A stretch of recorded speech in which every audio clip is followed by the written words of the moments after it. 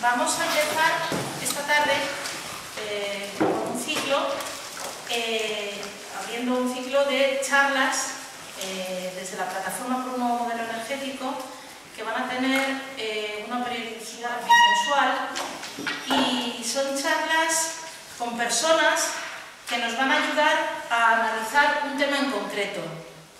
Hemos querido abrir estos ciclos, que se van a llamar Conversaciones con el maestro Javier García Breva, porque Javier ha sido para la plataforma, y es una persona muy especial, porque ha entregado mucho de su saber y mucho de su conocimiento de una forma muy desinteresada desde el principio. Javier García Breva, además, fue el primero que empezó a hablar sobre gas. Ya desde el 2012 empezaba a hablar sobre gas en Europa, y es muy normal que en nuestros movimientos ciudadanos, pues normalmente estamos contra el poder establecido, y todo lo que nos viene de la normativa establecida casi siempre nos posicionamos contra. Pero en esta ocasión Javier nos va a explicar un poco, por eso se llama, el título que hemos puesto, Luces y Sombras, porque el paquete de invierno de la Unión Europea efectivamente tiene sus sombras, pero tiene sus luces, y Javier nos lo va a explicar, pero no bien, sino maravillosamente bien, como solo él sabe hacerlo. Así que pase, por Javier. Muchas gracias, Sol. Muchas gracias. Bueno, pues hacía tiempo que no venía aquí a estar con vosotros en la plataforma, pero Cote me convenció para no venir hoy aquí, sino para ir mañana a Canarias, a Tenerife, a hablar precisamente del tema del gas, porque en Tenerife quieren hacer 2 regasificadoras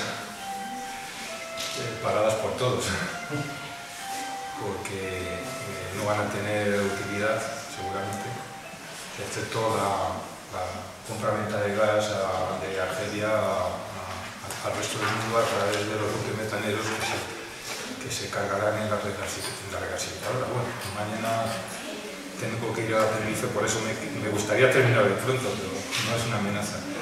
Y a Cote le expliqué, bueno,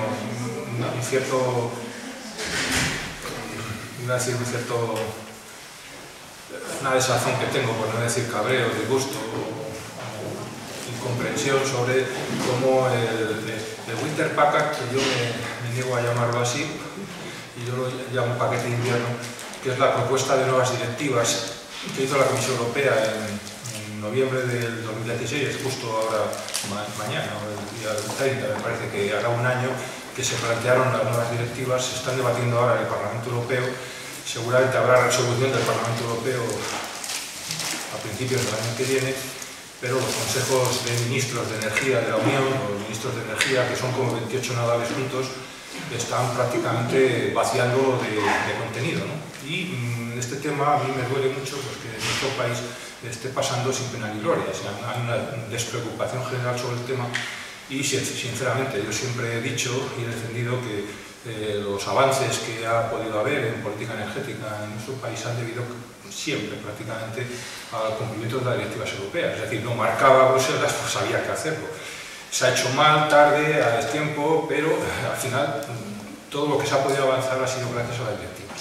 Y ahora Europa da un salto un poquito más adelante, y estas nuevas directivas pues plantean un paso hacia adelante, que es lo que suelo explicar, y me temo que igual pues pasará sin pena ni gloria en el debate, ya no solamente en el debate social de los medios de comunicación, es que ni siquiera los partidos políticos se han interesado por este tema, lo cual pues, bueno, pues da una idea de la mediocridad que tenemos que discutir. Bien, yo voy a empezar a hablar un poquito de historia, porque la revisión de las directivas nació de una manera que yo calificaría de casi precipitada y poco pensada. Ahora veréis por qué. Y es que hasta ahora cada directiva había tenido una vida aparte, la directiva de renovables por un lado, la directiva de eficiencia energética por otro lado y la directiva de eficiencia energética de edificios por otro lado. Parecían directivas que no tenían nada que ver una con la otra y a partir del año 2014 pues pasa algo muy importante para Europa, que es que Gazprom corta el gas a Ucrania. Rápidamente, esto fue en junio del 2014, en julio de 2014, justamente un mes después de este corte de gas, la Unión Europea saca una comunicación sobre eficiencia energética en la que llama poderosamente la atención que en los objetivos para 2030 la Comisión Europea había dejado sin objetivo de eficiencia energética a la Unión Europea. No había objetivo de eficiencia energética, había un objetivo de renovables del 27% en 2030, de reducción de emisiones del 40%, pero el objetivo de eficiencia energética no se había cuantificado.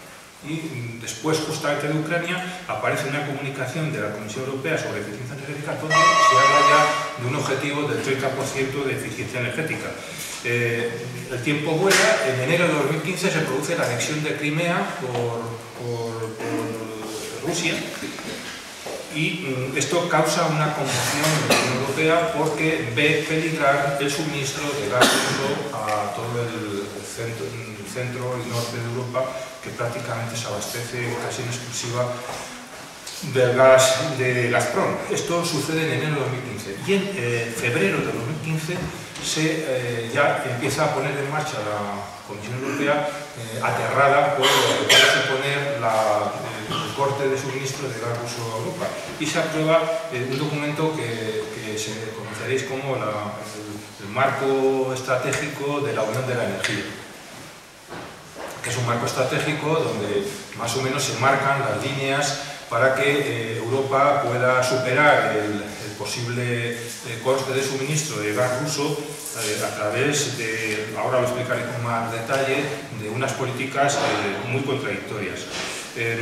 A partir de la declaración de la Unión de la Energía de 2015 se producen toda una serie de documentos muy interesantes de la Unión, documentos de la Comisión Europea, no son del Consejo Europeo, sino de la Comisión Europea, un documento interesantísimo sobre buenas prácticas de autoconsumo, que conoceréis, que es la antítesis 100% del decreto de autoconsumo que se aprobó aquí en el 2015, la estrategia de calor y frío, que es la estrategia para desarrollar los sistemas urbanos eficientes de calefacción y refrigeración, y un documento interesantísimo sobre los criterios que deberán de cumplir los edificios de consumo nulo obligatorios a partir del año 2020 para toda la edificación y a partir de 2018 para la edificación pública. Intentaré explicar si tengo tiempo este tema. Y luego ya en noviembre de 2016 sale la propuesta de revisión, nada más y menos de una tacada de 9 directivas europeas, entre ellas la de renovables, la de eficiencia energética de edificios y la de eficiencia energética. Bien, para entender el paquete de invierno, yo voy a referirme muy brevemente a las contradicciones de este documento de la Unión de la Energía, que se aprueba en febrero de 2015, que es de donde parte el origen del paquete de invierno. Es un documento que, como he dicho, nace precipitado, no estaba pensado. Es decir, se produce el corte de suministro de gas a Ucrania por parte de Gazprom y luego la anexión de Ucrania, y ahí la Unión Europea se asusta y dice, bueno, peligra nuestra seguridad energética, vamos a poner en marcha un nuevo marco estratégico. Y este documento es un documento muy largo, muy extenso, pero que a mi modo de ver tiene unas contradicciones muy graves que luego se han trasladado también al paquete de invierno, pero que son 4 contradicciones muy simples.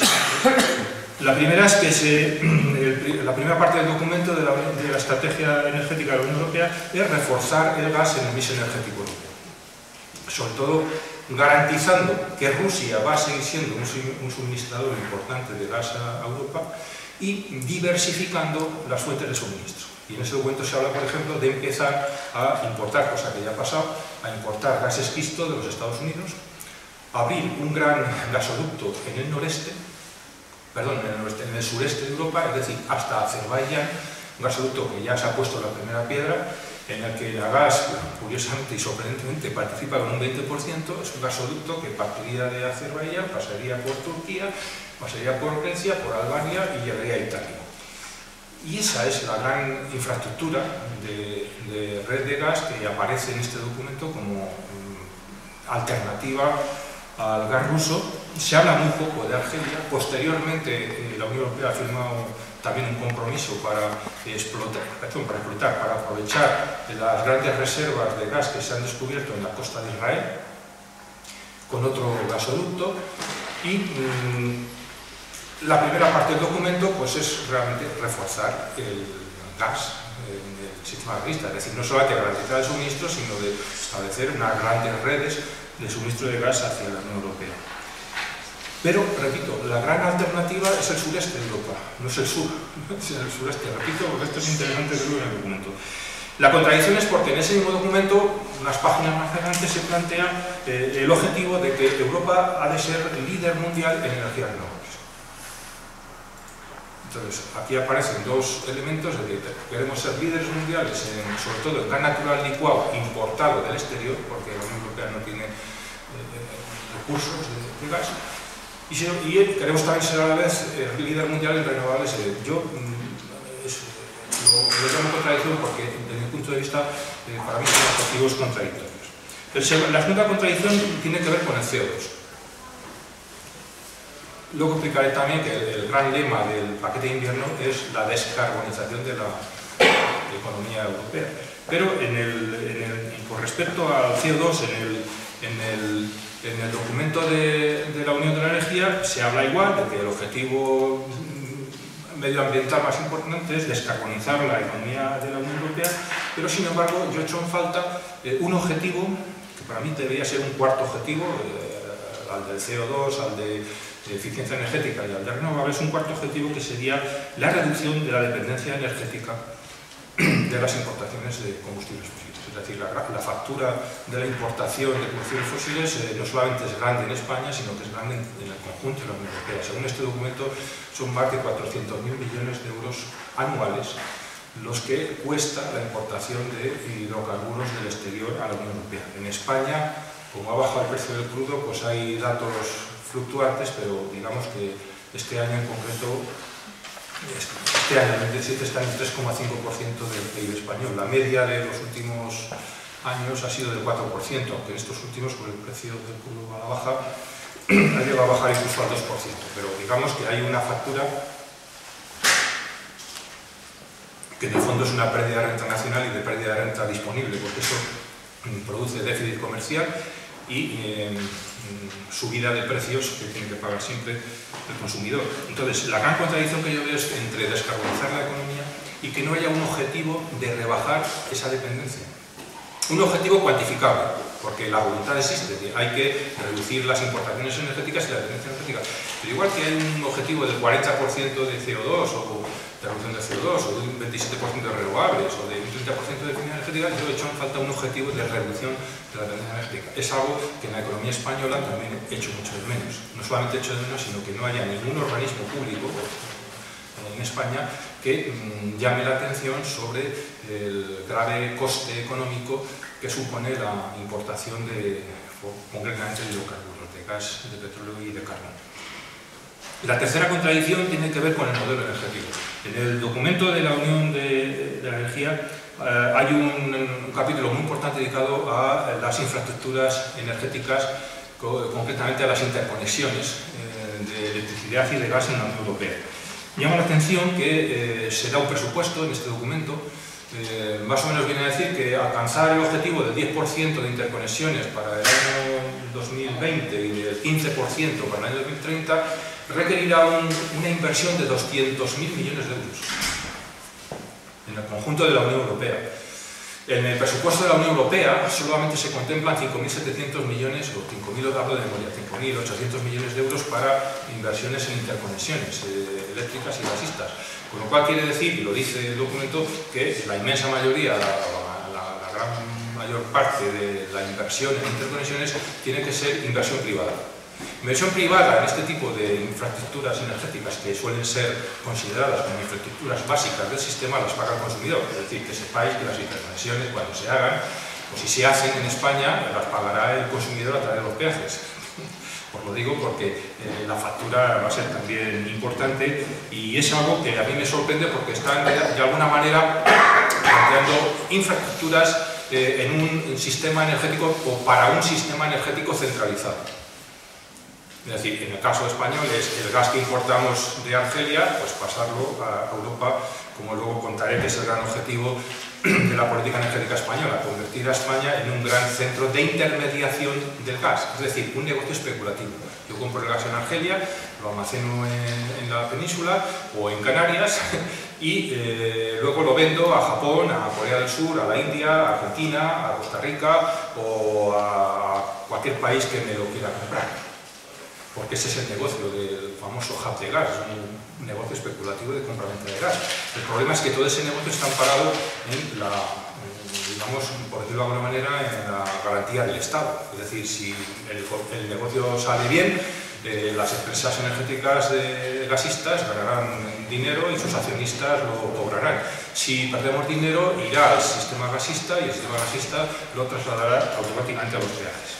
Bien, este reforzamiento de las infraestructuras para un sistema, un modelo centralizado, se contradice con la segunda parte del documento, que es la que yo luego hablaré con más detenimiento, donde se quiere colocar al consumidor en el centro del sistema energético, es decir, el consumidor como gran centro de decisión de la política energética.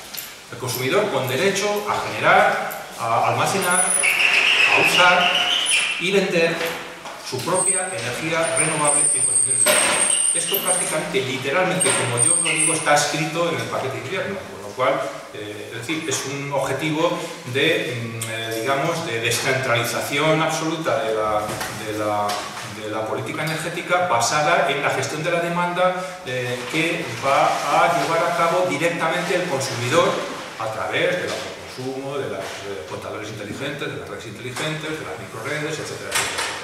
Entonces, hay, por una parte, un reforzamiento de las infraestructuras centralizadas, de un modelo centralizado, y por otro lado, una intención clarísima de apoyar un régimen, una política energética de generación distribuida y de generación descentralizada. Y la cuarta contradicción, que me parece esta, y aquí no, esta contradicción aquí en España no se habla nunca, yo la voy a contar porque está en el documento. Por un lado, la Unión Energética se propone impulsar la política exterior energética de la Unión Europea. Es decir, que haya una coherencia en los objetivos energéticos con la política exterior de la Unión Europea. Es decir, que tiene que haber, pues, a nivel diplomático, a nivel de relaciones exteriores, el factor energía incluido en la política exterior de la Unión Europea. Sin embargo, al principio del documento de la Unión Energética hay una frase lapidaria, de estas que yo ponía en una lápida, precisamente para que no se nos olvidara. Y es que dice textualmente que cada Estado miembro tendrá plena libertad para determinar el mix energético que quiere. Es decir, por un lado se dice, vamos a tener una política energética común, incluso de cara al exterior para garantizar el suministro energético, pero por otro lado, cada Estado miembro podrá hacer lo que quiera. Esto, en palabras así europeas, es una renacionalización de la política energética europea. Realmente se contradice. Si quieres tener una política energética común y presentarte ante el exterior con una política energética común, no puedes dejar que cada Estado haga lo que quiera, porque al final pues, no hay una política energética común, sino 28 políticas energéticas contradictorias y diferentes. Bien, dicho esto, con las cuatro contradicciones, ya entro en el paquete de invierno. ¿Qué quieren decir la revisión de las medidas? No las voy a contar todas porque entonces no habría tiempo y yo no iría mañana al servicio. Entonces, simplemente voy a hacer un análisis muy en su conjunto. Como sabéis, el paquete de invierno se titula, tiene una frase prácticamente pues, que suscribiríamos todos, que es energía limpia para todos los europeos. No lo digo en inglés porque no lo sé, pero no nos interesa el inglés, nos interesa la energía limpia para todos los europeos. Y aquí, de aquí parte para mí la primera reflexión muy importante, que además es una reflexión que hizo el Parlamento Europeo cuando en el año 2014 hizo una resolución que todos deberíais de leer, si os interesa este tema. Hay una resolución del Parlamento, me parece que es febrero del 2014, 2014, el Parlamento Europeo hace una resolución sobre una comunicación de la Comisión sobre los objetivos energéticos de energía y clima para 2030. Entonces hace una resolución que, para que no sepa la energía, se lee eso y ya lo sabe todo. Entonces, en esa resolución ya se habla de una frase muy fea, pero que, como es fea, os la vais a quedar en la memoria, que es el enfoque de paquete. El enfoque de paquete quiere decir lo siguiente: las tres directivas, yo me refiero siempre a las tres de renovables, eficiencia energética de edificios y eficiencia energética, las tres directivas vigentes, la de renovables del 2009, la de eficiencia energética de edificios del 2010 y la de eficiencia energética del 2012, se han aprobado como documentos independientes el uno del otro. No hay digamos, un nexo de unión entre los tres, sino que cada directiva se aprueba independientemente con un proceso totalmente distinto. Es decir, es un enfoque totalmente individual: la eficiencia energética por un lado, el CO2 por otro lado y las renovables por otro lado, etc. Aquí se cambia esa concepción por un enfoque de paquete, es decir, los tres objetivos van juntos: el objetivo de reducción de emisiones, el objetivo de eficiencia energética y el objetivo de eficiencia energética de edificios y el objetivo de CO2 son objetivos que van juntos, que están interrelacionados unos con otros. Y en el documento del paquete, en el conjunto del paquete de invierno, cuando se presenta el paquete, hay una frase que dice que además hay una jerarquía, que los tres objetivos no están a la par.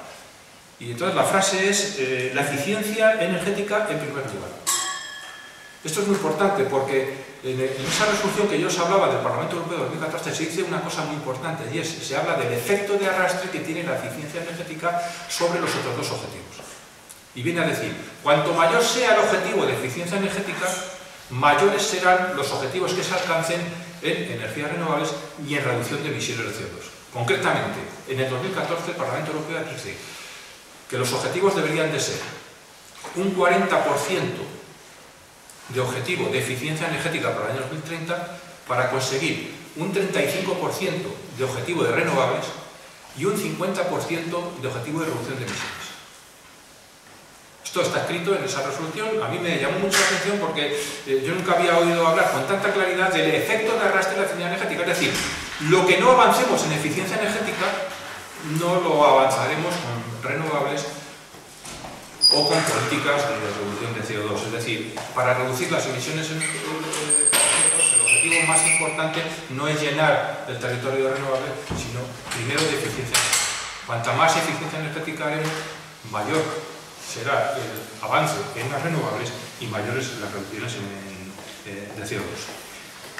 Bien, la parte mala del paquete de invierno, fundamentalmente sobre todo por las notas de prensa que sacaron inmediatamente de Greenpeace u otras organizaciones que eran totalmente negativas sobre el paquete de invierno, se centraban solamente en una, de las 8 o 9 directivas solamente se fijaban en una, y en una parte de la directiva de renovables. Entonces criticaron muy duramente el paquete de invierno porque prácticamente se mantenían los pagos por capacidad y se imponía un límite a la prioridad de despacho de las energías renovables.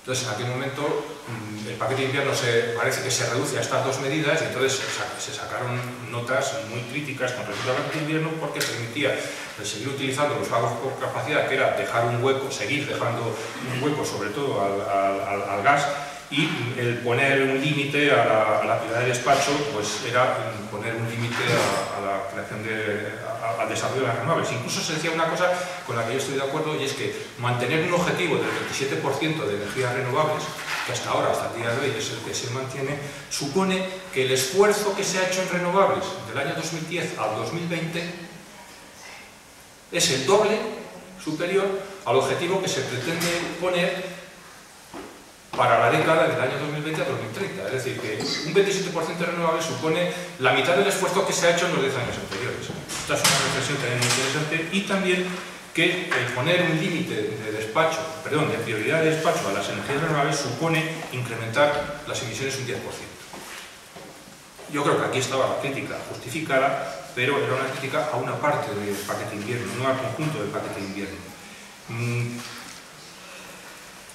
Yo creo que en aquel momento, y todavía son circunstancias que se mantienen en la actualidad, había en perspectiva las elecciones en Alemania. Las elecciones en Alemania evidentemente hacían necesario seguir dejando un hueco al gas y al carbón.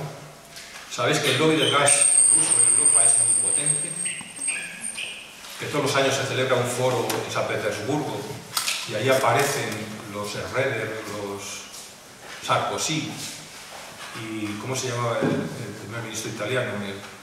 Matteo Renzi y Sarkozy y el Schroeder son los que se reúnen, es el gran lobby del gas ruso en Europa.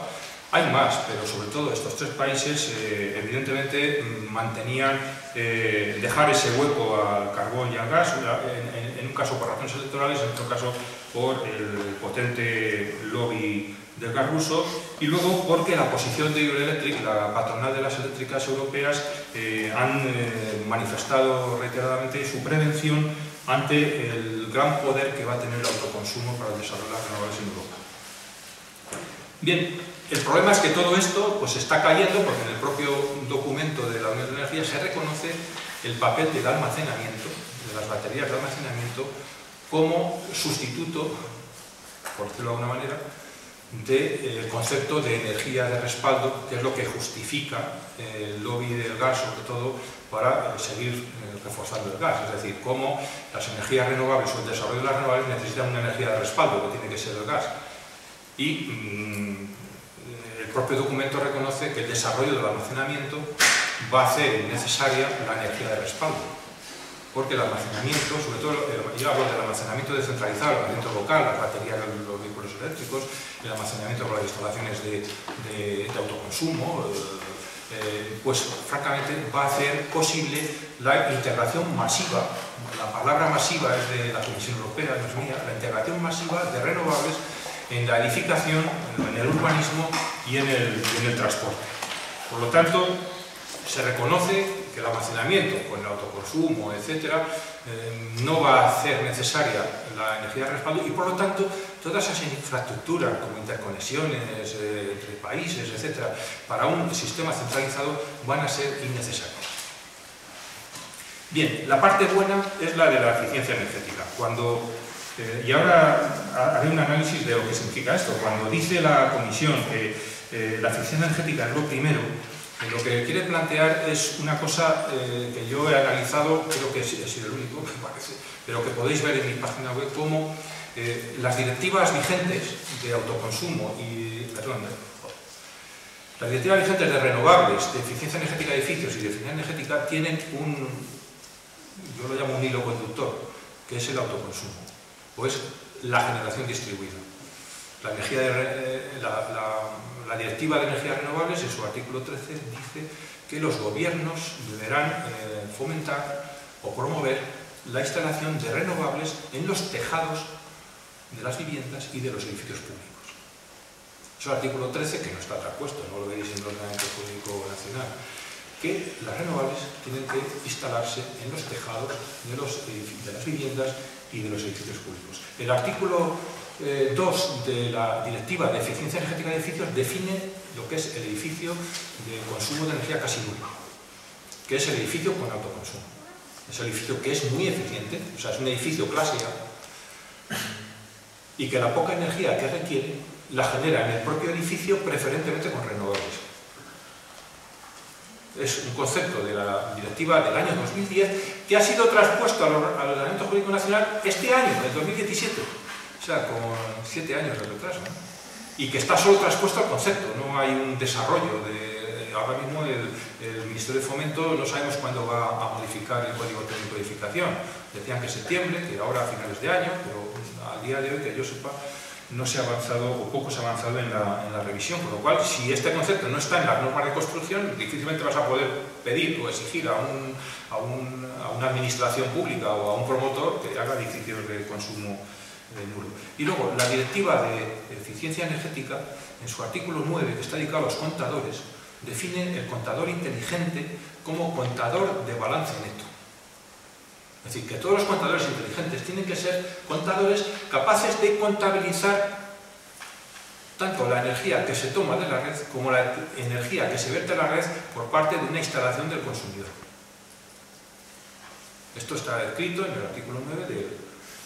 Eso, yo en su momento lo dije, debería de haber provocado una suspensión inmediata del plan de revisión de contadores, pero evidentemente no se hizo, y ahora todos los contadores que se están instalando, los contadores inteligentes que se están instalando incumpliendo la directiva de eficiencia energética de edificios.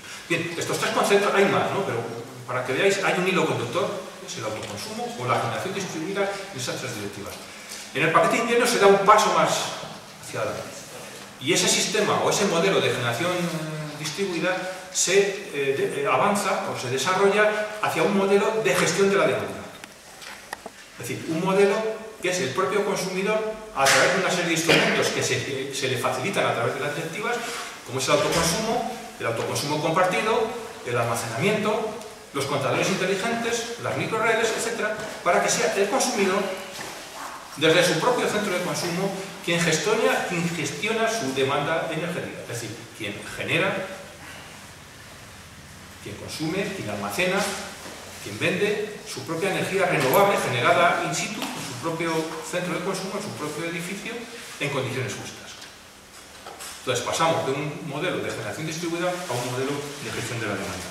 Ese modelo, ahora diré con qué elementos en las directivas se plantea, ese modelo de gestión de la demanda va dirigido fundamentalmente a dos sectores fundamentales, que es la edificación o el urbanismo y el transporte, con dos finalidades fundamentales. La primera, reducir la demanda energética en los edificios y en el transporte. Es decir, el primer objetivo es reducir la demanda energética, es decir, consumir cuanto menos energía o solamente la energía que sea necesaria en los edificios y en el transporte. Y en segundo lugar, sustituir el consumo de combustibles fósiles por energías renovables. Y con un elemento clave, sin retroactividad. Es decir, garantizando la seguridad de las inversiones sin que haya cambios o inestabilidad regulatoria alguna. Y aquí la conclusión a la que yo llego es que este modelo de gestión de la demanda acabará con el sector eléctrico tal y como lo conocemos. Esto va a pasar con el sector del automóvil. Yo leía este fin de semana que el modelo de negocio del sector del automóvil no va a ser fabricar coches, va a ser ofrecer servicios. Eso es un cambio no solamente en el aparato productivo, sino un cambio cultural. En la energía está pasando lo mismo. El objetivo fundamental del modelo de negocio no es vender luz y vender gas y cuanto más mejor, sino ofrecer servicios. ¿Para qué? Para que el consumidor sea el dueño de su demanda energética. Esto está pasando ya en las grandes eléctricas europeas. Lo que pasa es que aquí estamos todavía en un modelo de capitalismo concesional donde se vive todavía las eléctricas, las grandes compañías energéticas lo que hacen negocio es con las concesiones públicas y no con un modelo más orientado hacia el consumidor.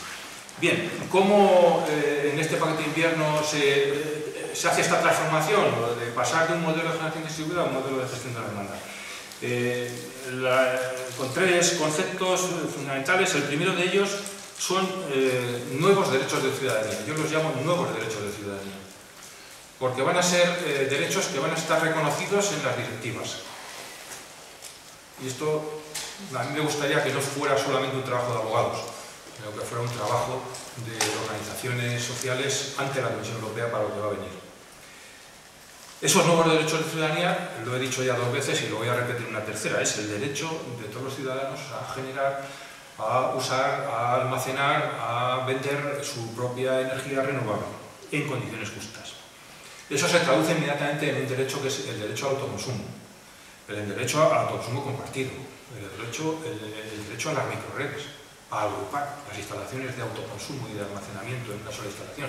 Este es un modelo que se está desarrollando nada más y nada menos que en Nueva York y con Trump de presidente, pero la ciudad de Nueva York va a su bola y está haciendo ya modelos de microredes uniendo instalaciones de autoconsumo y de almacenamiento para cerrar una central nuclear, la central nuclear de Indian Point, que está al lado de Manhattan. Y luego el derecho a elegir. A mí me sorprendió desde el primer momento que vi, aparece en la estrategia de la Unión de la Energía, pero aparece también en las nuevas directivas, la importancia que se da a las cooperativas de consumidores. Se quiere fomentar las cooperativas, la economía colaborativa en el mundo de la energía. Esto no lo digo yo, lo dice la Comisión Europea.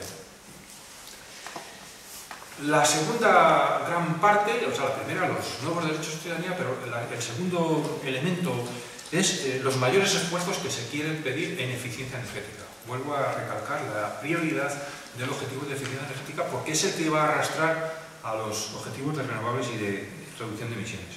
Entonces, lo que propone la Comisión, ahora contaré lo que va a pasar, si no lo impedimos, claro.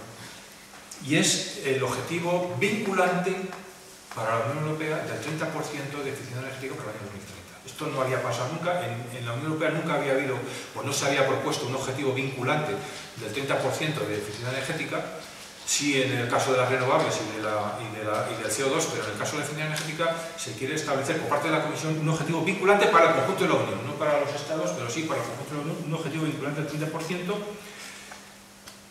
Y para conseguir ese objetivo de eficiencia energética se plantea, vuelve a aparecer, el autoconsumo, fundamentalmente con la figura del autoconsumo compartido.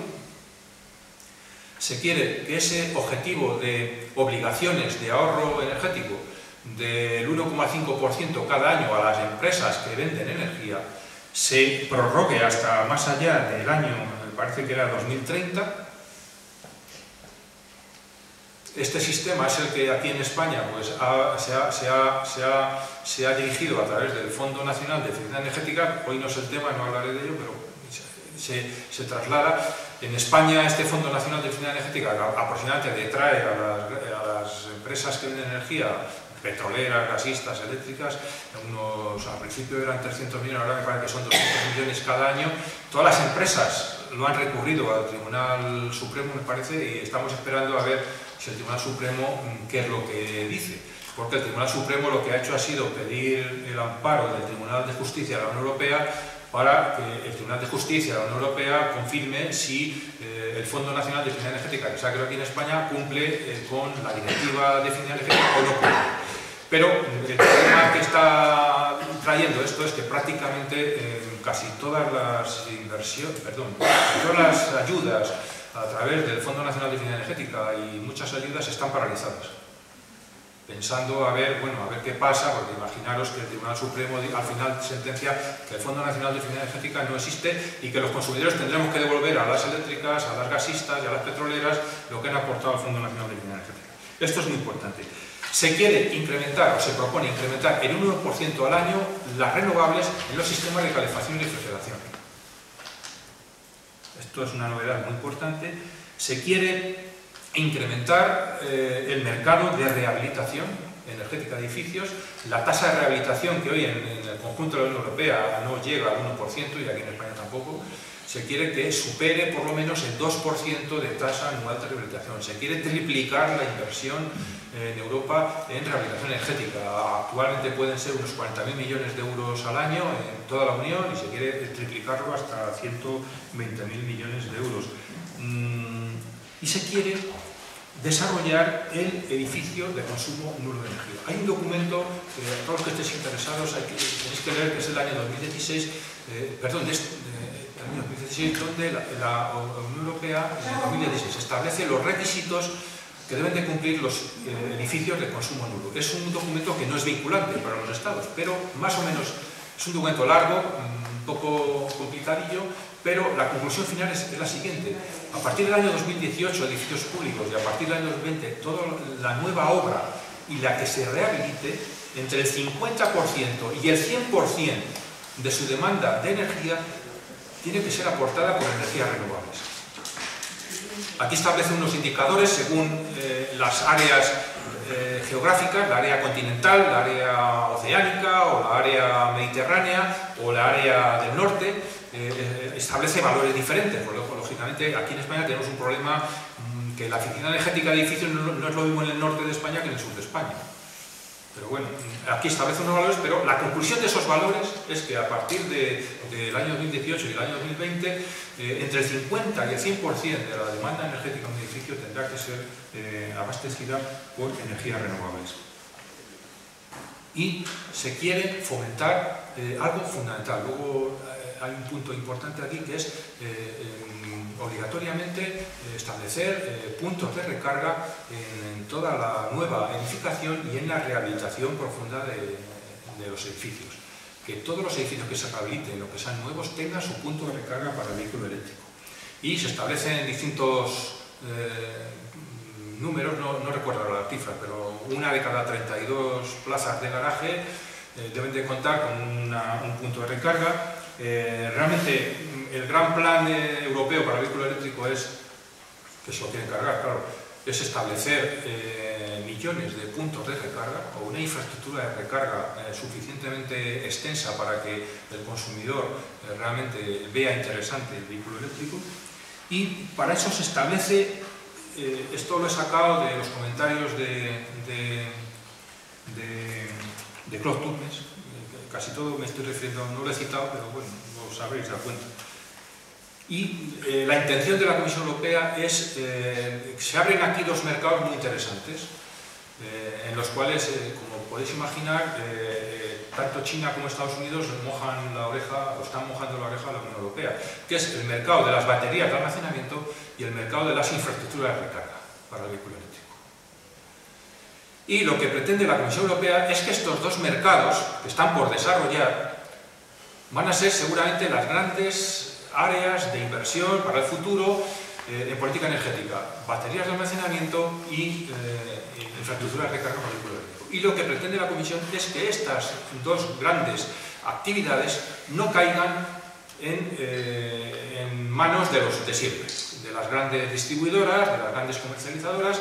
Entonces lo que plantea es la posibilidad de abrir el mercado del almacenamiento y de las infraestructuras de recarga a nuevos actores. Aquí se nos pueden ocurrir muchas cosas, ¿no? Yo siempre que digo esto pienso en los ayuntamientos directamente, Pero esto es muy importante, porque si las infraestructuras de recarga las sigue controlando Repsol, apagámonos. ¿Me entendéis? La Comisión Europea está planteando abrir estos dos mercados que son fundamentales. Y luego ya finalmente lo más débil del paquete de invierno, aparte de esos dos comentarios que he hecho al inicio de la intervención sobre el tema renovables, es la gobernanza. La gobernanza del paquete de invierno realmente no voy a decir que sea mala, sino que es peor. Porque no deja resuelto el tema de la competencia. Este es un tema que todos los que me hayáis oído hablar muchas veces siempre hablo de lo mismo, pero es que el gran tema que subyace aquí de poder avanzar a un cambio, a una transición energética, depende mucho de si hay una legislación que permita abrir la competencia de los mercados energéticos o no. Hoy leía en el periódico que la Comisión Europea ha tirado las orejas a España porque dice que el mercado gasista en España está prácticamente sin competencia. Es un mercado sin competencia. Por eso los peajes del gas en España son infinitamente más caros, sobre todo para la industria, que en Francia o en Alemania o en el conjunto de la Unión Europea. No hay competencia. ¿Quién es el responsable de la competencia? La CNMC. Pero ¿quién manda en la CNMC? En la CNMC no manda nadie, porque la CNMC se creó sin competencias. En una ley nefasta, que es la Ley 3/2013 sobre la CNMC, que retira todas las competencias de lo que era antes la Comisión Nacional de la Competencia y se las da, ¿sabéis a quién? Al ministro de Industria antes y ahora al ministro de Energía. Por eso hoy en el país puede decir tranquilamente la política energética la hago yo. No la van a usar. Pero lo dice con razón, porque hay una ley, la ley de creación de la CNMC, que dice que todas las competencias que tenía antes la Comisión de la Competencia, la Comisión Nacional de Energía, ahora las tiene el Ministerio de Energía. Y para algunas muy importantes, como son las operaciones corporativas, directamente el ministro. Cuando él dice, yo hago la política energética, realmente digo, claro, tienes una ley que te lo permite. Y eso no es competencia, eso es dejar las cosas tal y como están. Y aquí la Comisión no dice nada sobre la competencia, no dice nada. Yo creo que este es un tema que, como no dice nada sobre la fiscalidad, y sabéis que España es el país que más baja fiscalidad tiene, fiscalidad ambiental, digo, en la Unión Europea, y este es un grave problema también, que políticamente se manipula, evidentemente, porque a nadie quiere que le suban los impuestos, pero ese no es el problema. El problema no se trata de subir los impuestos o de poner nuevos impuestos, sino de aplicarlos, los que hay, con criterios ambientales y sobre todo penalizando el CO2. Y el segundo gran problema, y lo he dicho anteriormente, es que establece un principio de que, a pesar de todo, cada Estado miembro es libre de hacer lo que quiera. Por eso, el primer objetivo del paquete de invierno que se están cargando todos los ministros de Energía son que no haya objetivos vinculantes. Es decir, usted diga lo que quiera, pero a mí déjeme hacer lo que quiera. Evidentemente, eso es lo que ahora mismo puede estar pasando, y yo ahora voy a hablaros de un tema, y creo que me estoy liando ya, ¿de mucho tiempo? No, vamos bien. De lo que está pasando en este año, porque este año el paquete de invierno pues, está en discusión en el Parlamento Europeo. En el Parlamento Europeo habéis visto cómo hay un ponente que se llama Pepe Blanco, que ha pedido, yo es la primera vez que he oído hablar a Pepe Blanco de renovables, lo cual me alegra mucho de que alguien se caiga del caballo alguna vez, aunque sea al final, ¿no? Y entonces está pidiendo, reclamando un 35% de objetivos renovables. Y está defendiendo objetivos nacionales vinculantes. Yo creo que esto es algo irrenunciable, es decir, el objetivo del 27% de renovables no solamente es ridículo, es absolutamente querer ser líder mundial de renovables de la Unión Europea con un 27% de renovables. Eso es como, bueno, los chinos tienen que estar muertos de risa cuando vean esta propuesta. Entonces, elevar esa propuesta al 35% es lo mínimo, y que sean objetivos nacionales vinculantes. Que eso es como decir, no queremos renacionalizar la política energética, sino queremos convertirla en una política común. Y para eso tiene que ser un objetivo vinculante a nivel nacional. Pero Claude Turmes y Michel Rivasi, en la Comisión de Medio Ambiente y la Comisión de Energía del Parlamento Europeo, han propuesto objetivos más elevados, que coinciden, curiosamente, con los que yo os comentaba de la resolución del Parlamento Europeo del 2014. Entonces están diciendo que es necesario, y yo creo que aquí es importante apelar al olvido del CO2 en la política española, no en la política económica ni energética, no. La política española ignora el CO2. Que lo sepáis. No, pero no ignora por completo. Leanse la entrevista de que es tremenda. Y lo que dice Claude Turmes es que hay que impulsar más el objetivo de reducción de emisiones de CO2. Europa se queda corta con el 40% en 2030 y ellos proponen llegar a un 50% de reducción de emisiones en 2030 si se quiere cumplir la hoja de ruta que aprobó en el año 2011 la Unión Europea para el año 2050, de eliminar las emisiones para 2050. Y entonces propone un objetivo de eficiencia energética de un 40% y un objetivo de energías renovables del 45%. Más o menos coincide con lo que ellos os contaba de la propuesta del Parlamento Europeo, que es evidentemente con objetivos nacionales vinculantes. Bien, ahora os voy a enumerar cuáles han sido las alegaciones del Gobierno de España, es decir, las alegaciones del Ministerio de Energía o las alegaciones del Ministro de Energía, porque son alegaciones que no ha compartido con nadie. Estos documentos se obtienen así, pues, porque salen en alguna página web y los puedes ver. España ha sido el país que más se ha opuesto a la nueva directiva de eficiencia energética y de eficiencia energética de edificios.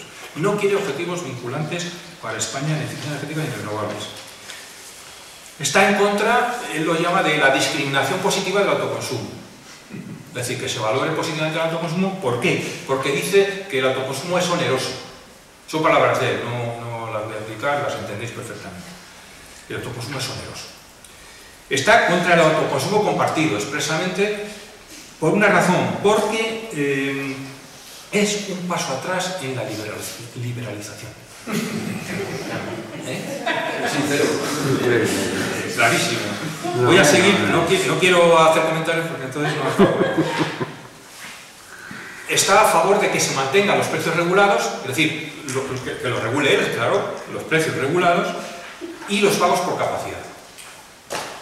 Quiere decir que al carbón, al gas, a todas las centrales térmicas se les abonen. En el caso del gas es absolutamente alucinante que ya que no son rentables porque no no están funcionando a un 12% de su capacidad, pues que esa rentabilidad se la demos los consumidores a través de pagándoles pagos por capacidad, simplemente por estar ahí a disposición del sistema. No quiere objetivos vinculantes en energía renovable y eficiencia energética, pero sí quiere que los objetivos de interconexiones sean vinculantes. Es decir, que el objetivo del 10% en 2020 y el objetivo del 15% de capacidad de interconexión en 2030 sean objetivos vinculados. Es decir, que haya obligación pues, para España, para Francia, para Italia, que los objetivos, es decir, que se hagan los gasoductos y las interconexiones con Francia simplemente porque es un objetivo vinculante y es un objetivo obligatorio. Y ya os he dicho lo que yo considero de las interconexiones anteriormente, pero eso sí tiene que ser objetivos vinculantes. Esta ya es más grave. Que en el reparto de objetivos que se hagan de energías renovables y de eficiencia energética a cada Estado miembro se tengan en cuenta los costes incurridos en el pasado. Es decir, que si España ha pagado por las primas de las renovables no sé cuánto, pues que eso se tenga en cuenta a la hora de establecer objetivos. Es decir, que los objetivos, claro, esas cuentas son las cuentas de la vieja, son las cuentas que ha hecho que en el Plan Nacional de Acción de Eficiencia Energética 2014, 2020 y 2017-2020 España diga que España en el año 2015 y en el año 2013 ya cumplió los objetivos de eficiencia energética de 2020. Es decir, como llevamos 6 años de adelante en los objetivos de eficiencia energética, ¿para qué vamos a seguir con eficiencia energética? En el caso de renovables sería exactamente igual. Oiga, no me ponga usted un objetivo renovable porque yo ya he gastado tanto en energías renovables que he cumplido todos mis objetivos. Y luego hay otra que a mí me ha llamado mucho la atención, otra de las alegaciones es que se permita la retroactividad. No lo dice así, yo lo digo así porque así me ahorro muchas explicaciones, pero sí dice que se permita poder cambiar las normas en función de los cambios de la coyuntura. Eso, en palabras llanas, es que se pueda producir cambios regulatorios de manera arbitraria en función de a quién le va mejor o le va peor o cómo van las cuentas del sector. Bien, este es el resumen, es un resumen, leerlo la verdad que da gusto, porque dices, coño, todo lo que pensaba ha salido. Pero hay que añadir a esto, pues, por ejemplo, que hay una reforma del reglamento del sector del gas. Una de las cosas que pedía la Comisión Europea en su estrategia de la Unión de la Energía eran dos cosas muy importantes para el sector gasista. Primero, transparencia en los contratos de gas. Es decir, pedía la Comisión Europea, y lo pide en el paquete de invierno, que los contratos privados, es decir, los contratos privados que tenga Gas Natural o Iberdrola con Argelia, sean públicos.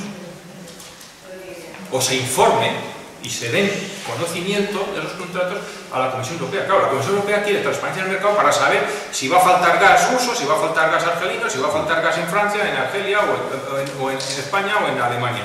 Y entonces pedía transparencia en los contratos para que cada contrato con terceros privado, la Comisión tenga información exacta de... Claro, no sabe la Comisión que en España esos contratos son secretos y que solamente se pueden obtener por una sentencia de un juez. Y pedía también a la Comisión Europea que se estableciera en el sistema gasista criterios de eficiencia energética. Bien, España, en las alegaciones que ha hecho a esta revisión del reglamento del sector del gas, se ha opuesto a los dos.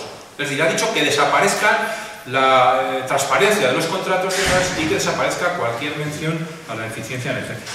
Y España, a su vez, ha puesto grandes reservas y ha puesto grandes resistencias, al final se ha aprobado, pero con gran resistencia de España, al límite de los 550 gramos de CO2 para las centrales térmicas de gas y carbón para poder recibir o percibir los pagos por capacidad. España ha intentado, no solamente se ha opuesto, sino que ha intentado que se retrasara la entrada en vigor de este criterio. Claro, este criterio lo que hace es, automáticamente, ninguna central de carbón en España cumple esta medida, con lo cual, imaginaros, o hacen inversiones para reducir las emisiones o tienen que cerrar. España ha intentado que este criterio no se aprobara o que incluso su entrada en vigor se retrasara, me parece que para después de 2022 o 2023, pero creo que se ha aprobado. ¿Y qué ha pasado en los consejos de ministros? Porque esto es muy importante y es un poco el objeto de por qué he querido venir hoy aquí. Es que ha habido consejos de ministros de energía, varios, pero yo tengo aquí las notas mías sobre el consejo del mes de mayo que se produjo en Malta, tuvo lugar en Malta, y aquí las crónicas del Consejo de Ministros de Energía pues dicen que España fue el país que más se opuso al objetivo vinculante del 30% de eficiencia energética en el 2030. Y fue el país que más se opuso a la prórroga del objetivo de obligaciones de eficiencia energética del 1,5% anual a todas las empresas que venden energía. Incluso una de las conclusiones de estos consejos de ministros de energía, esto es gravísimo, y seguramente esto hizo que Cañete se pusiera como loco aquel día, y es que los ministros de energía quieren reducir los objetivos de puntos de recarga para vehículos eléctricos en la Unión Europea, nada más y nada menos que reducirlos de 3 millones en la Unión Europea a 500.000. Esto causó estupor al propio comisario, y otra cuestión a la que se están oponiendo tremendamente es a la Directiva de Eficiencia Energética de Edificios. La quieren descafeinar también, y sobre todo hay una propuesta de la Directiva de Eficiencia Energética con respecto a los puntos de recarga que se están oponiendo, evidentemente, y también a la introducción de sistemas inteligentes en la gestión energética de los edificios. Esto es algo que a lo mejor hace años se veía, es más, hay un comentario absolutamente, no sé, viven en el siglo pasado, está claro. El Ministerio de Fomento aprobó una estrategia de rehabilitación 2014-2020 que envió a Bruselas. Y en esa estrategia de rehabilitación, a mí me duele mucho porque ese documento participó mucho GBC España, que yo creía que era gente seria. Y entonces en ese documento se rechaza los sistemas inteligentes en la gestión energética de los edificios y en la rehabilitación energética de los edificios porque dicen que es caro, es un caro. Claro, a lo mejor hicieron ese documento, a lo mejor hecho en el año 2000 o 2005, pero joder, en 2017 cuesta mucho pensar que los equipos inteligentes les encarecen. Yo creo que hay otro tipo de problemas, ¿no? Del efecto rebote y estas cosas, pero bueno, en la estrategia de rehabilitación oficial que hay aprobada en España no se eliminan los sistemas inteligentes que son los que quiere plantear la nueva directiva de eficiencia energética de edificios, que es la oposición, por ejemplo, a los contadores individuales en los sistemas centralizados de calefacción y agua caliente sanitaria. Y en esa estrategia se dice también que las renovables en la rehabilitación energética no hay que también rechazarlas porque son muy caras. Esto ya lo sabéis, y hay un tercer elemento que a mí me sorprendió más todavía, que a la hora de hacer el análisis económico de la rehabilitación energética habría que incluir también el CO2, por la dificultad de contabilizarlo. Las renovables, porque la amortización de las renovables duraría muchísimos años y por lo tanto económicamente no saldrían las cuentas. Claro, eso afecta al autoconsumo también. Y el CO2, que era un elemento difícil de contabilizar. Con lo cual, tenemos una rehabilitación energética ahora mismo que evidentemente pues es lo que decía la Comisión Europea. Aquí cada uno puede hacer lo que quiera, está clarísimo. Bien, voy a ir terminando ya porque creo que prefiero ahora ya que me preguntéis. Yo, igual que he empezado hablando de Rusia, voy a acabar hablando de Rusia. Hay un informe de Claude Turmes, muy interesante, que dice... que hace una reflexión que a mí siempre me ha llamado la atención, pero esa reflexión no la he visto aquí en España en ningún medio, y es que habla de un informe de Putin, un informe que pidió Putin a sus asesores, y en el que se destacaba cómo el desarrollo de la eficiencia energética y de las renovables en la Unión Europea era una de las más importantes amenazas para el futuro de la economía de Rusia. Es que seguramente es el gobernante más listo que hay ahora mismo en el tablero. Así está el mundo. El desarrollo, repito, de la eficiencia energética y de las renovables en la Unión Europea es una amenaza para el futuro de la economía de Rusia.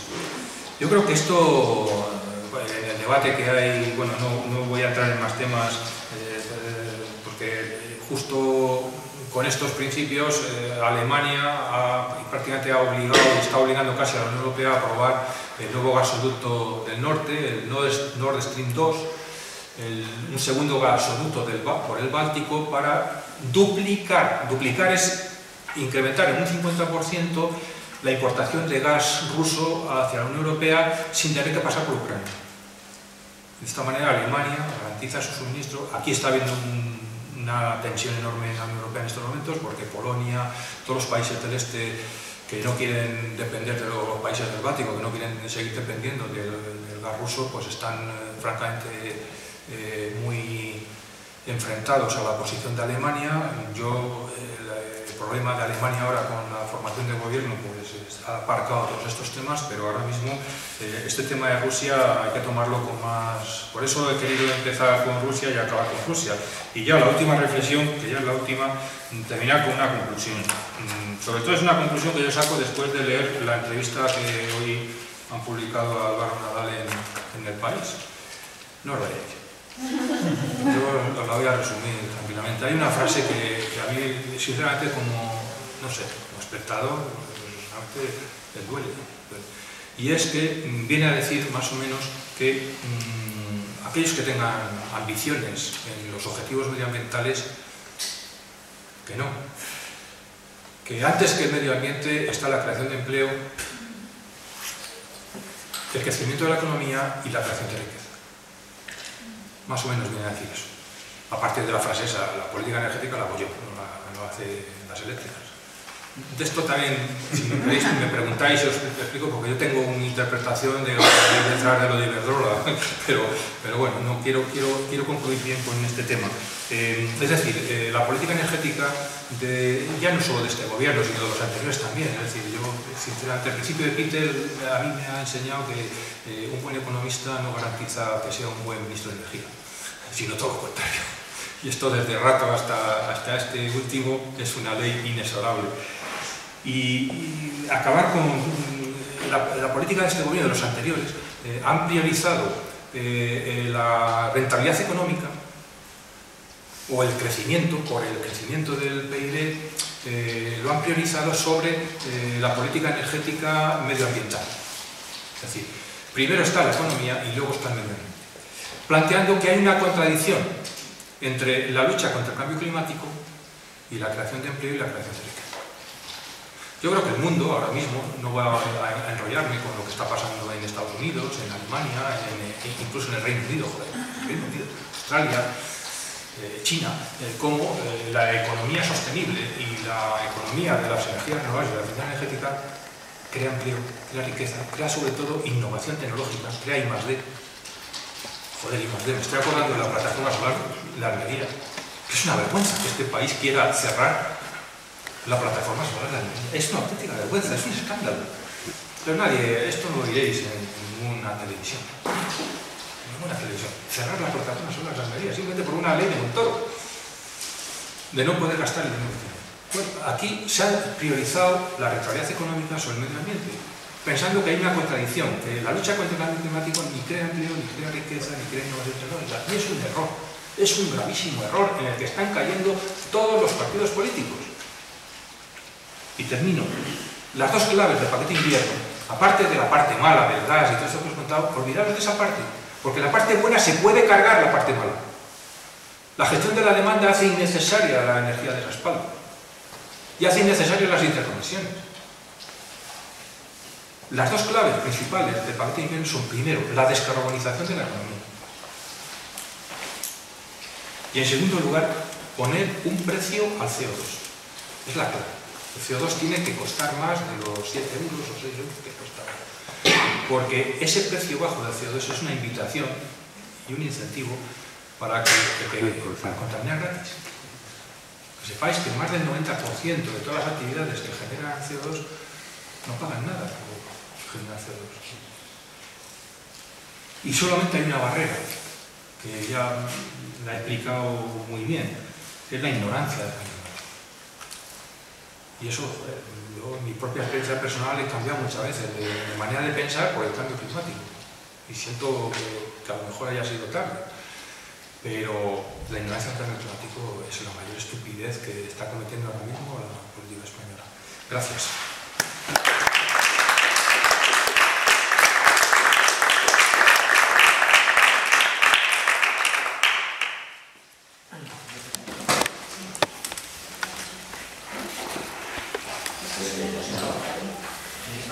Con este conocimiento, ¿qué podemos hacer los ciudadanos del mundo? Bien, se me ha olvidado. yo hace tiempo, si seguís mi página web, todas estas cosas están ahí puestas de una manera más... Pues yo me acuerdo que hace... Pero que estén escritos de estos que son los efectos de las cosas que no cambian las normativas porque somos mismos que están ganando más dinero con ellas. Sí. Mira, yo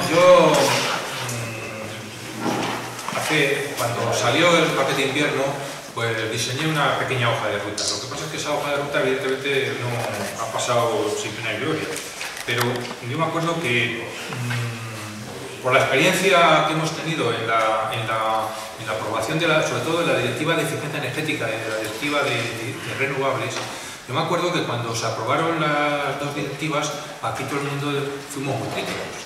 Totalmente crítico. Joder, el tema de la directiva, la renovable, la eficiencia energética igual, porque partía de un documento previo de la Comisión muy avanzado, luego se fueron recortando un montón de cosas hasta que el Consejo Europeo la aprueba y cuando salieron esas directivas pues fuimos muy críticos. Las directivas no cumplen y tal, y luego resulta que ahora estamos deseando de que se cumplan.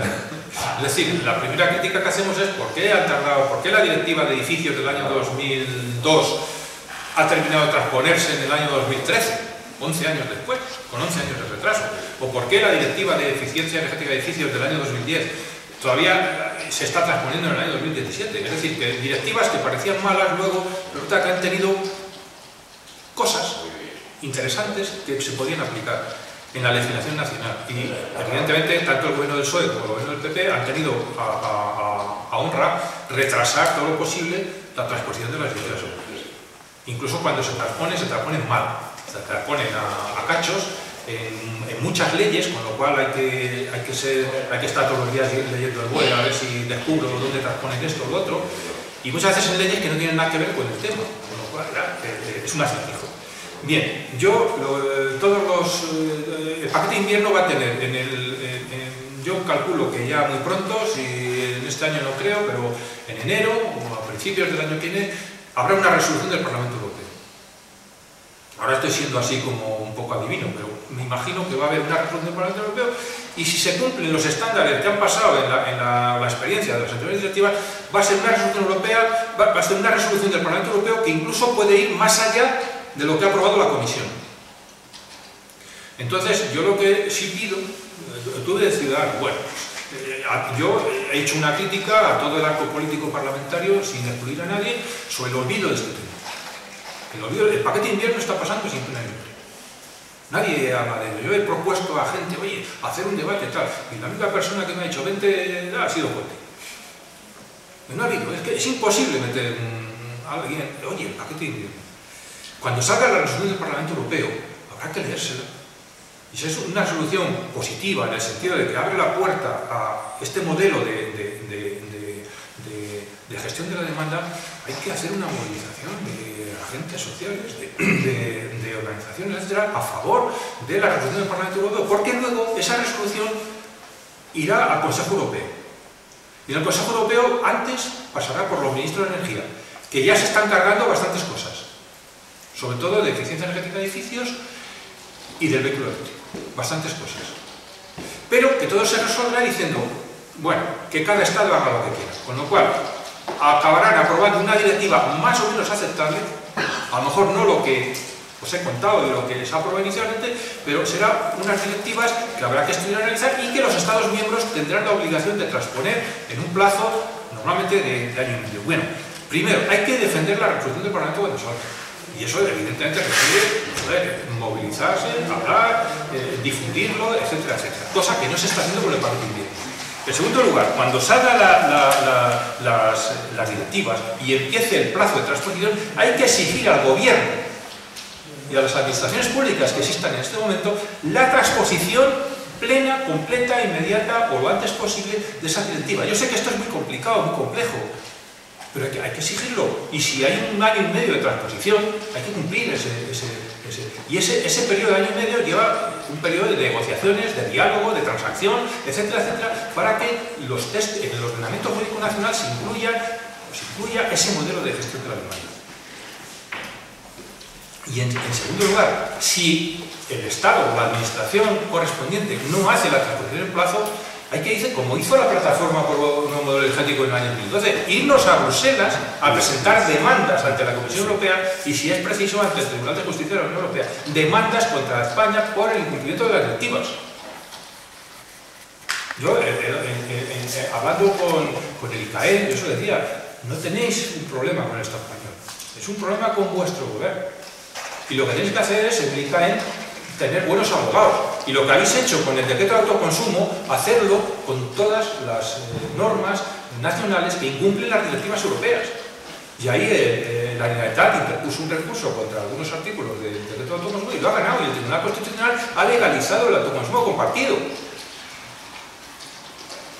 Si el gobierno español o la administración española no cumple las directivas, hay que denunciarlo. Habrá que ir a Bruselas y poner las demandas correspondientes y habrá que hacer, y eso hay que hacerlo, se puede hacer. La plataforma lo hizo en el año 2012.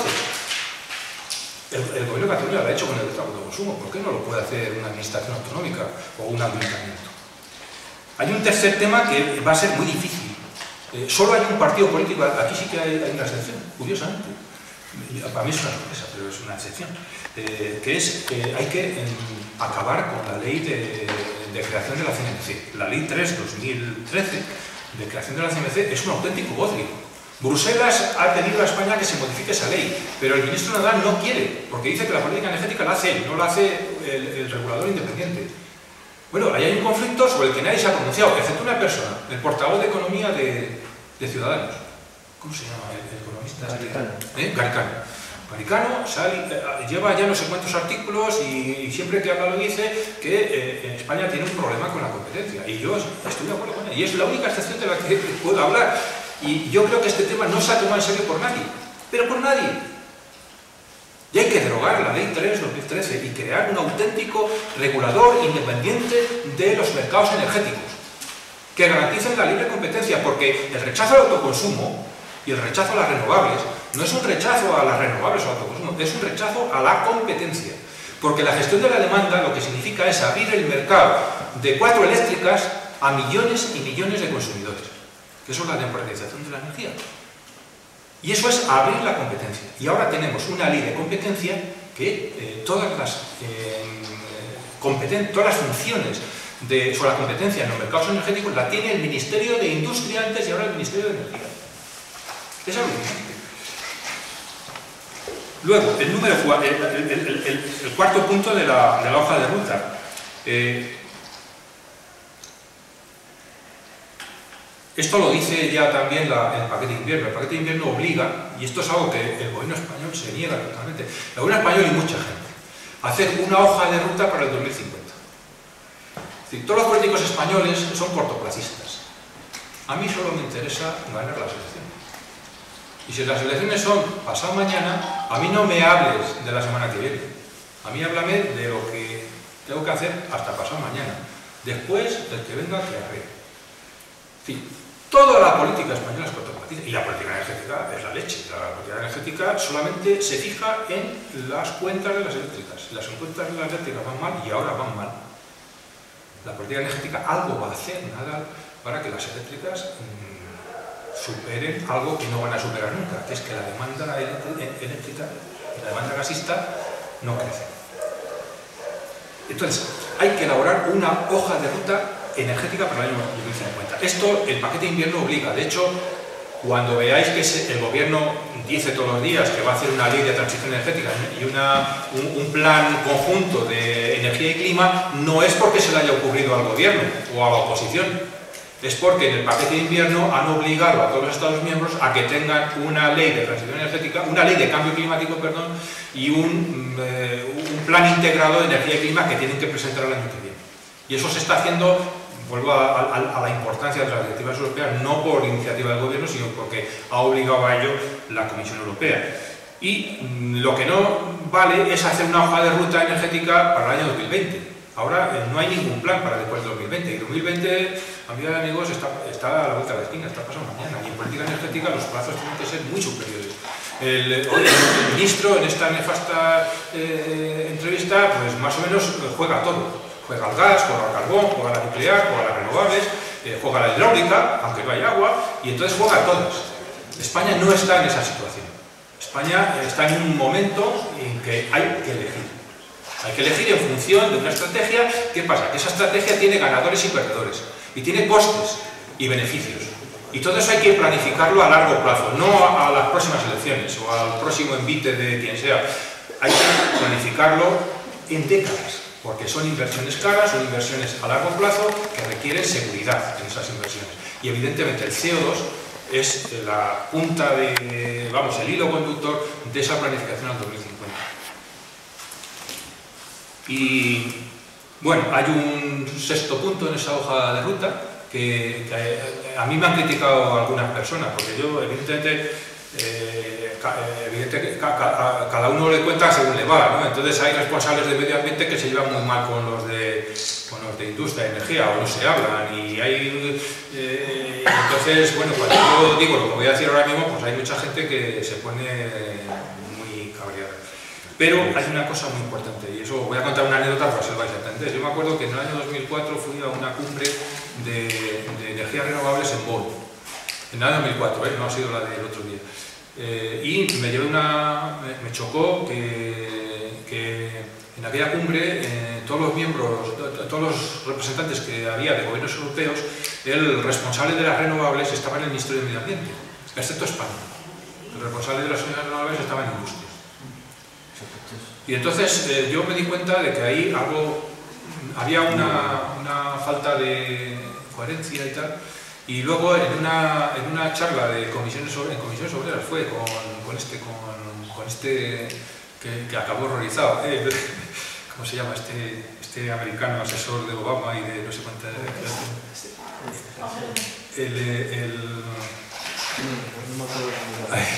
yo es que soy fatal.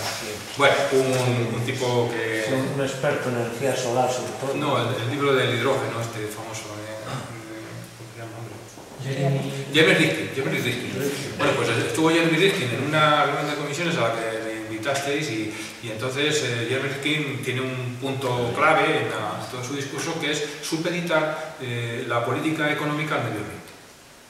Y entonces yo creo que este principio, que está un poco en la base esta de la entrevista de la que tanto hablo, es que me ha impactado. Qué bonito es.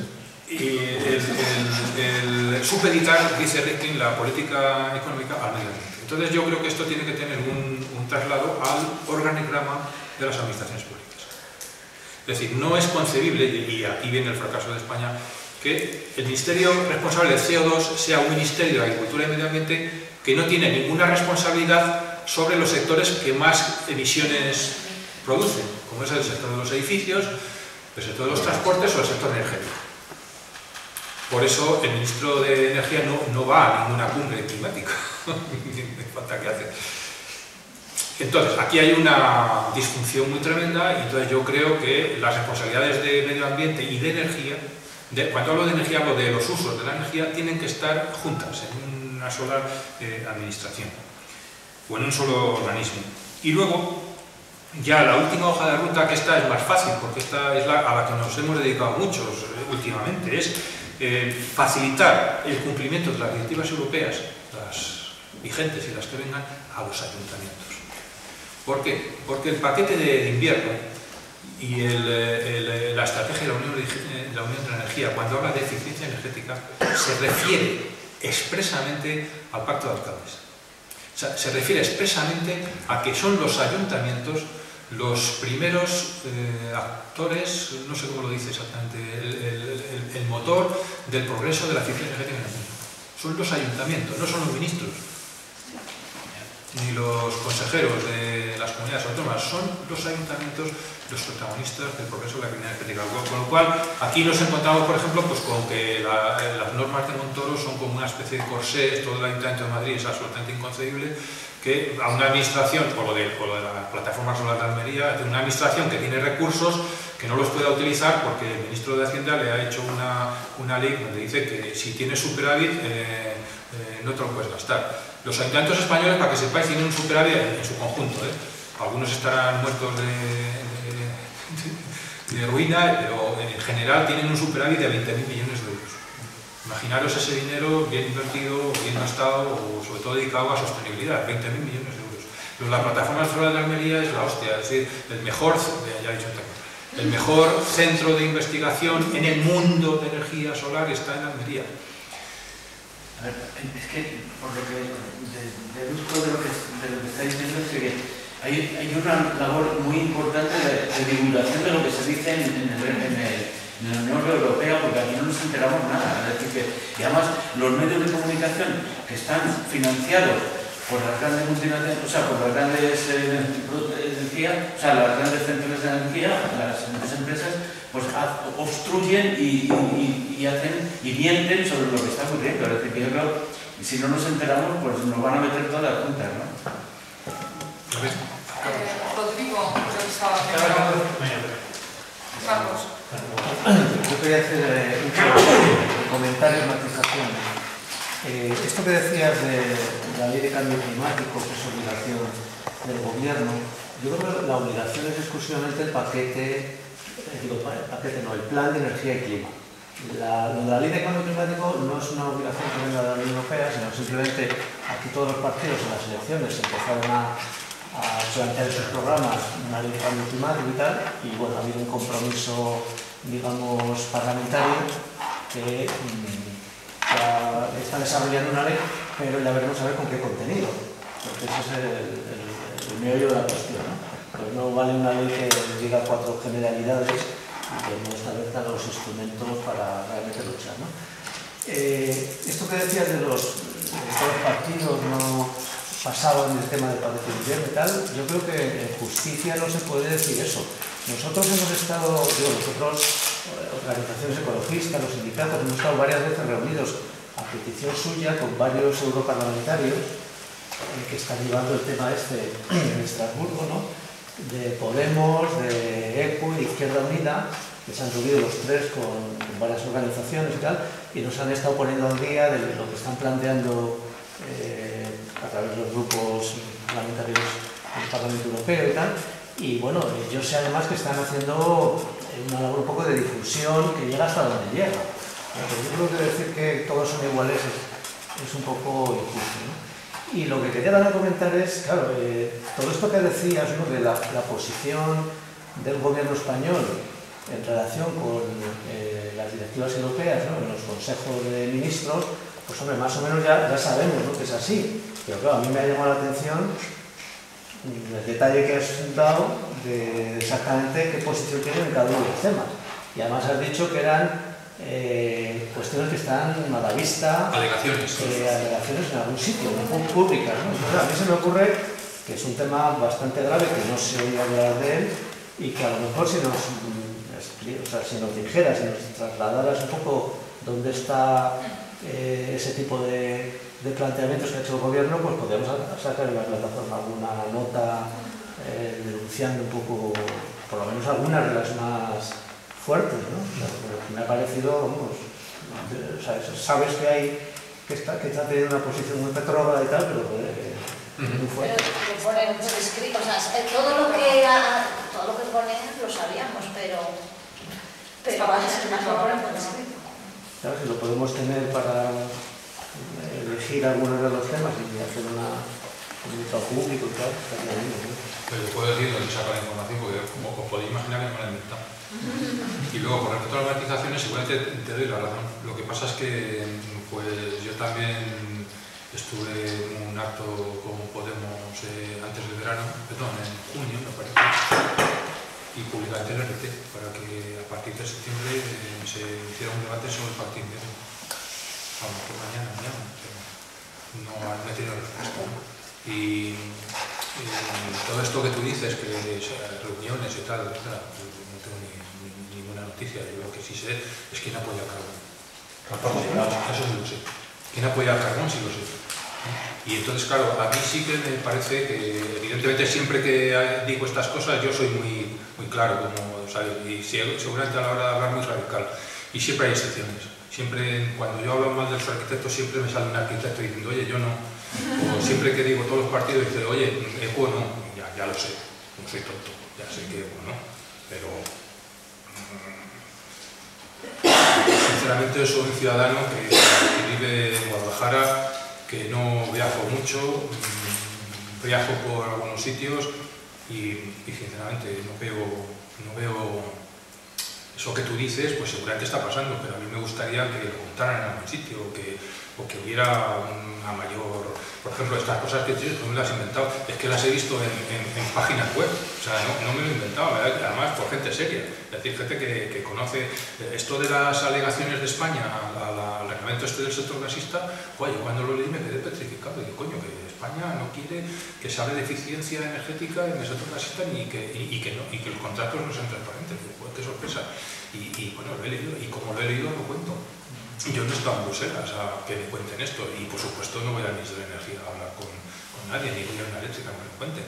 Lo que pasa es que veo, por ejemplo, pues, que el sector de la rehabilitación está parado porque lleva más de 2 años sin ayudas.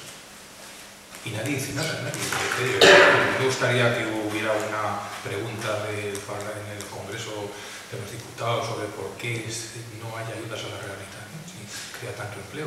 O, no sé, me refiero a que seguramente tienes toda la razón y yo te la doy, y si algunos habéis sentido maltratados, pues pido disculpas porque... No podemos tener esas reuniones y luego... Al generalizar, pues siempre hay la excepción, siempre está el arquitecto bueno, pero yo tengo que decir que es siempre la excepción que confirma la regla. Y entonces perdonarme esa rotundidad, pero sinceramente también es cierto que los medios de comunicación no recogen, excepto la sangre y los tiros, los delitos de cuello blanco, prácticamente no nos enteramos de nada, y política energética de todo. O sea que sí, estoy de acuerdo. Yo, Javier, te voy a decir que creo que estás equivocado, porque has dicho que España ha fracasado y lo están haciendo fenomenal, como a ellos les interesa. O sea, que no son tontos. Hacen las cosas muy a conciencia. Claro, hacen las cosas muy a conciencia. La política española ignora el sector. Yo creo que ignora no la política, ignora la sociedad, ignora todo el mundo. Pero porque además, sabes que estamos trabajando en muchos ayuntamientos, pero también en muchos otros sitios. Pero es que es generalizado. Como esto es algo tan a largo plazo. No, esto es a largo plazo. O sea, el tema de inminencia. Empezamos a ver ahora los primeros efectos. Y empezamos a asustarnos un poco, pero como que no lo... Entonces, claro, yo cuando hablo con una comunidad de vecinos, con un ayuntamiento, con una persona en su casa, etc., que a lo mejor estás hablando pues, de una factura de X cientos o miles de euros o un porcentaje o en un instituto a lo mejor, ¿no? Puede representar un 1%, un 0,5%. O sea, económicamente no tiene el valor que debería tener. Entonces, como que, bueno, pues esto está ahí, vamos pagando las facturas, el precio sube, pues habrá que ajustar, o sea, ya veremos de dónde lo sacamos, pero, a ver, el problema es que si no hacemos nada, de aquí a 30, 40, 50 años, no vamos a tener que preocuparnos del medio ambiente o de trabajo, no, vamos a tener que preocuparnos de qué comemos y qué bebemos y qué pasa para que la gente no se mate, ¿no? Por escasez de recursos, por, en fin, por problemas graves sociales o dentro de 100 años, ¿no? Pero claro, que es muy difícil que pongamos ahí la cabeza. Entonces esto es algo que creo que también tendríamos que tener en cuenta para ver qué mensajes proyectamos y cómo contamos las cosas, ¿no? O sea, sobre la importancia y la urgencia de estos temas que parece, o sea, ningún partido político, pero o sea, pocas personas le dan importancia al medio ambiente, que al final es lo que sustenta la vida, ¿no? O sea, necesitamos el medio ambiente. Quería comentar una cosita de Nadal, ya que has dicho varias cosas.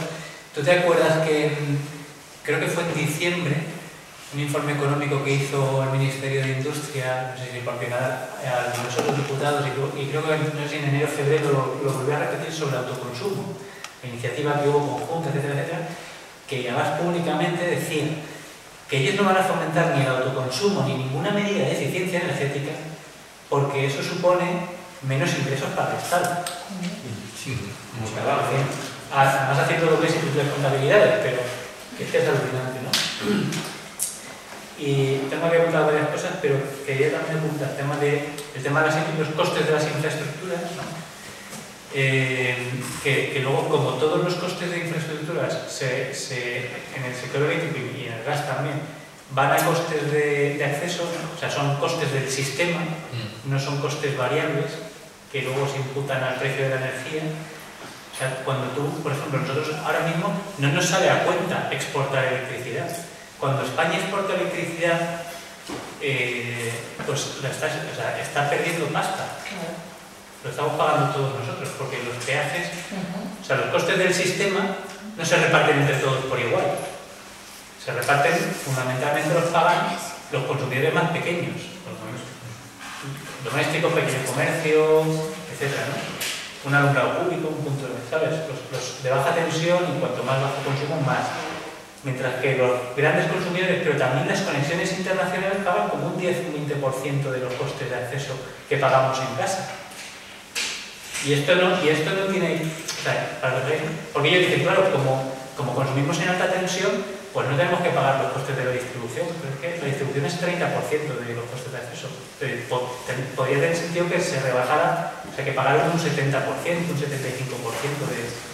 pero no un 10% o un 20%. Y todo eso, todas esas infraestructuras las pagamos los pequeños consumidores.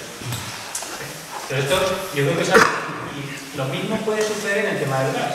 Son infraestructuras que, como todos bien has comentado, o sea, necesitan miles, o sea, millones de euros o miles de millones de euros, acordado del gasto, que al final pagamos en la factura y pagamos todos, y que son a 15, 30 años, 40 años, ¿no? Claro, si tú empiezas ahora a montar infraestructuras regasificadoras, refinerías, tal, al final, gasoductos, almacenamiento de gas, etc., en un mercado que además va bajando la demanda, acabaremos pagándola por una vía o por otra. O sea, o vía presupuestos del Estado o vía factura, ¿no? Sí. Entonces, yo creo que es algo, o sea, esto se conoce, son números puros y duros. Yo creo que ahí también hay que incidir, ¿no? Y luego lo único, a mí, ya a nivel técnico, por ejemplo, todo este énfasis que se está poniendo en el vehículo eléctrico, sobre todo el coche eléctrico, y encima con el mantra de como vamos a tener los coches muchas baterías, pues esto va a servir para gestionar la demanda, etcétera, etcétera, y almacenar energía. A mí técnicamente me parece una aberración, porque tienes almacenes de energía que se mueven de un lado a otro. Eso es muy ineficiente. Y encima baterías eléctricas que tienen unas pérdidas, etcétera, etcétera.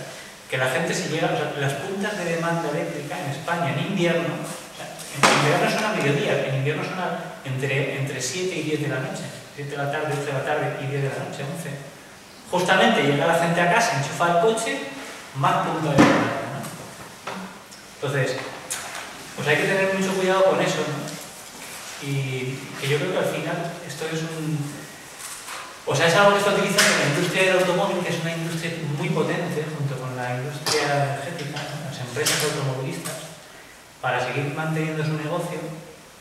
Y, o sea, están a ralentí, ¿no? Porque quieren amortizar y seguir vendiendo coches de combustión, pero saben que va a estar ahí y ellos quieren seguir vendiendo por los millones y millones de coches eléctricos, ¿no? O sea, yo estoy a favor de la electrificación del transporte, pero con vehículo público, tren, metro, trolebús y y coches eléctricos de uso compartido y con una gestión inteligente, ¿no?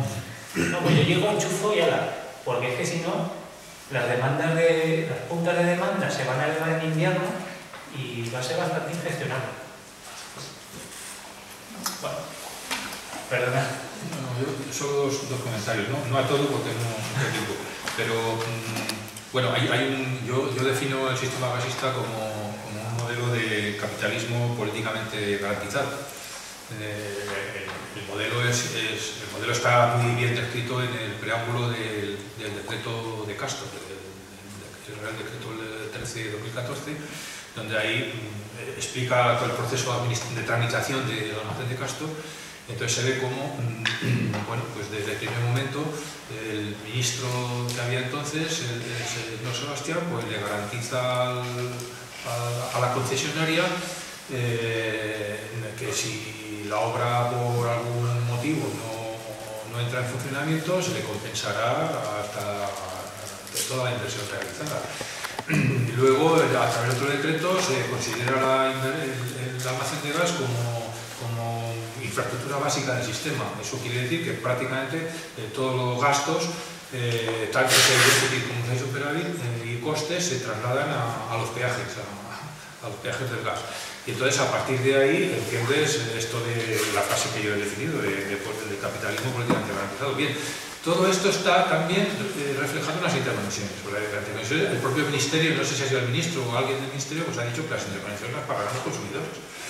Que de hecho, yo tenía una idea equivocada de Francia. Francia siempre se ha dicho que las interconexiones Quien no quería hacer la interconexión con Francia eran los franceses, pero claro, los franceses nunca se ha dicho qué es lo que planteaban. En los informes del regulador francés se decía, oiga, antes de aprobar esta infraestructura hay que justificarla. Es decir, justificar si van a ser rentables, es decir, si va a haber demanda suficiente para garantizar la viabilidad económica de esta inversión y finalmente cuánto va a costar a los consumidores. Y si no me explican bien estos dos elementos, yo no autorizo tal. Ese argumento ha calado en la CNMC y hay representantes de la CNMC que ante reclamaciones sobre todo para hacer MidCat, el gasoducto con Francia, la CNMC ha advertido, ojo, cuidado, vamos a ver si es rentable esto. Curiosamente, mañana voy a Tenerife con un problema parecido. La regasificadora de Granadillas, hay un informe de la CNMC que dice, oiga, no hay informe de demanda. O sea, no dice, usted me tiene que justificar que la regasificadora es necesaria y va a ser rentable, es decir, que va a haber actividad aquí, porque si solamente es para la demanda de gas en Canarias, no hay demanda de gas en Canarias. Y entonces, claro, pues se ha montado una y yo voy a desentrañar eso, porque claro, al final la propia CNMC dice que quien va a pagar el déficit de esa infraestructura va a ser los consumidores canarios y peninsulares, es decir, y eso es el sistema. Y luego, con respecto al vehículo eléctrico, yo siempre, hay una matización que a mí me gusta hacer siempre. Si se plantea el vehículo eléctrico para salvar, no para salvar, para que haya más vehículos, o para que se vendan más vehículos y circulen más vehículos por la carretera, es un desastre. O sea, yo me niego a que el vehículo eléctrico sea simplemente una, digamos, estratagema o estrategia comercial para vender más coches. Eso sería un error. Y yo, el vehículo eléctrico, cuando has hablado, yo el vehículo eléctrico lo concibo como un vehículo conectado a una instalación de autoconsumo. Por eso el tema de las puntas de demanda se resuelve así. Es decir, yo no creo en el autoconsumo, perdón, en el vehículo eléctrico para abastecerlo en una gasolinera de Repsol. O para rellenar tal en un poste que está por ahí en cualquier calle que puede venir la luz de una central nuclear o de un ciclo combinado, una central de carga. El vehículo eléctrico, de sentido, y yo creo que cuando la Unión Europea habla de puntos de carga, está hablando de puntos de carga en los edificios conectados, en los edificios con autoconsumo. Y que la instalación de autoconsumo convierte la batería del vehículo eléctrico en un instrumento de la gestión energética del edificio. Así yo entiendo el vehículo eléctrico. De otra manera, me parece que no, es un engaño. Es decir, yo siempre he dicho que el problema de ciudades como Madrid o las grandes capitales se concibe para que por las mismas calles cada año circulen más vehículos. Si el vehículo eléctrico va a ser un elemento para que haya más vehículos, circulen más vehículos, mira, yo el vehículo eléctrico digo que no, absolutamente, absolutamente que no. El vehículo eléctrico para mí tiene sentido en instalaciones de autoconsumo. Porque precisamente ahí es donde cumple el almacenamiento y el punto de recarga la gran ventaja de ahorrar costes, ahorrar pérdidas y gestionar la demanda. Es decir, evitar las puntas de demanda. Tú imagínate que todos los vehículos se recargaron en instalaciones de autoconsumo. No había puntas de demanda. Y cuando no hay puntas de demanda, sobra la energía de respaldo.